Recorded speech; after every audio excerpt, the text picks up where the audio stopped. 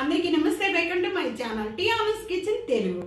ఈ రోజు రెసిపీ ఉల్లిపాయ వెండి మెత్తల కర్రీ తయారు చేసే విధానం చూపించబోతున్నాను. చాలా టేస్ట్ గా ఉంటుంది. మధ్యలో వంకాయల్లో వేసుకున్నా, ఉల్లిపాయలో వేసుకున్నా, ఇలాంటి వెండి మెత్తలు వేసుకుని చేసుకుంటే చాలా బాగుంటుంది.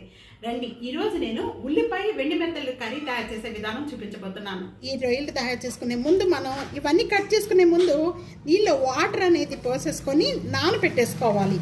ఒక 10 నిమిషాలు నానబెట్టుకోవాలండి. ఇలా నానబెట్టుకోవడం వల్ల ఇవన్నీ కూడా వెండి రొయ్యలు అనేది మెత్తబడతాయి. సైడ్ పెట్టేసుకుందాం. ఈ లోపల మనం దీనికి కర్రీ కావాల్సింది, నేను ఇక్కడ ఒక 5 ఆనియన్స్ తీసుకున్నానండి. అలాగే ఒక టమాటా, ఒక 7 లేక 8 పచ్చిమిర్చి దీంట్లో ఎక్కువ తీసుకుంటే చాలా బాగుంటుంది, స్పైసీగా ఉంటుంది. ఇవన్నీ కూడా కట్ చేసేసుకుందాం పీసెస్. ఇవన్నీ కూడా చిన్న చిన్న పీసెస్గా కట్ చేసుకుందాం. ముందు టమాటా కట్ చేసుకుందాము. టమాటా పైన అనేది ఈ విధంగా తీసేసేయండి, సైడ్ పెట్టి. నేను ఇలాగే ప్లేట్లోనే కట్ చేసి వస్తానండి, నాకు ఇది ఇలా అలవాటు. పచ్చిమిర్చి కూడా కట్ చేసేసుకుందాం.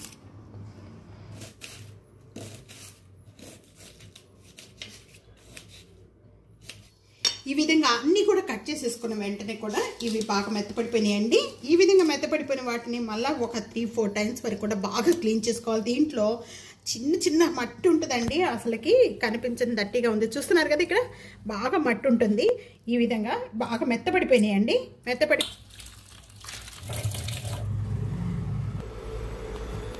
ప్యాన్ బాగా హీట్ ఎక్కాక కర్రీ తయారు చేసుకోవడానికి 3 టేబుల్ స్పూన్ ఆయిల్ యాడ్ చేస్తున్నాను.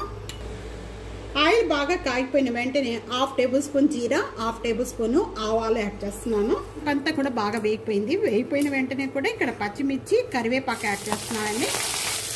అలాగే ఉల్లిపాయ, ఇప్పుడు మనం కట్ చేసిన ఉల్లిపాయ అంతా కూడా యాడ్ చేద్దాం. ఉల్లిపాయ తొందరగా వేగిపోతాకని దీంట్లో సాల్ట్ యాడ్ చేస్తున్నాను. సాల్ట్ అనేది ఈ వెండి మెత్తలు మనం తయారు చేసుకునేటప్పుడు చాలా తక్కువ పడుతుందండి. సాల్ట్ అనేది ఉంటుంది, అందుకని మనం చూసుకొని వేసుకోవాలి. Salt 1 table spoon salt add చేస్తున్నాను.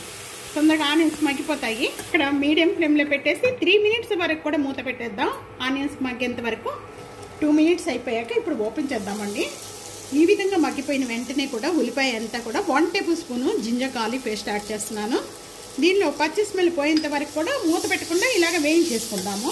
జింజర్ గార్లిక్ పేస్ట్ బాగా వేగిపోయిన వెంటనే ముందుగా మనం టమాటా ఒక్కటి కట్ చేస్తానండి. ఒక టమాటా యాడ్ చేసేస్తున్నాను. టమాటా కూడా సాఫ్ట్ అయ్యేంత వరకు కూడా మగ్గించేసుకుంటాము. మూత పెట్టేసి ఒక 1 మినిట్ వరకు.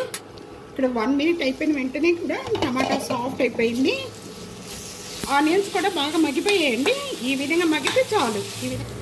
1 టేబుల్ స్పూన్ కారం వేస్తున్నాను, ఎందుకంటే మనకి పచ్చిమిర్చి ఎక్కువ వేసుకున్నాం కాబట్టి కారం తగ్గించుకొని వేసుకోండి. ఒక 1/2 టేబుల్ స్పూన్ పసుపు. ఈ 2 యాడ్ చేసిన వెంటనే కూడా ముందుగా మనం వాటర్లో బాగా క్లీన్ చేసి పెట్టుకున్నాము. ఈ వెండి మెత్తళ్ళు ఇవన్నీ కూడా ఈ వాటర్ పిండేసేసి ఈ విధంగా యాడ్ చేసేసుకోవాలి. కూడా ఎండి మెత్తలు వేసిన వెంటనే కూడా వీటిని అన్నిటిని ఒకసారి బాగా కలుపుకుందాము. ఒక 2 మినిట్స్ వరకు కూడా బాగా వేయించుకోవాలండి. వరకు కూడా ఈ విధంగా బాగా వేయించుకున్న వెంటనే కూడా ఇప్పుడు మనం వాటర్ యాడ్ చేసుకోవాలండి. ఈ ముక్కలు మునిగేంత వరకు వాటర్ యాడ్ చేసుకుంటే చాలు. చేసేసుకొని ఇప్పుడు హై ఫ్లేమ్లో పెట్టేసేసి మూత పెట్టేసుకొని మగ్గించేసుకుందాం.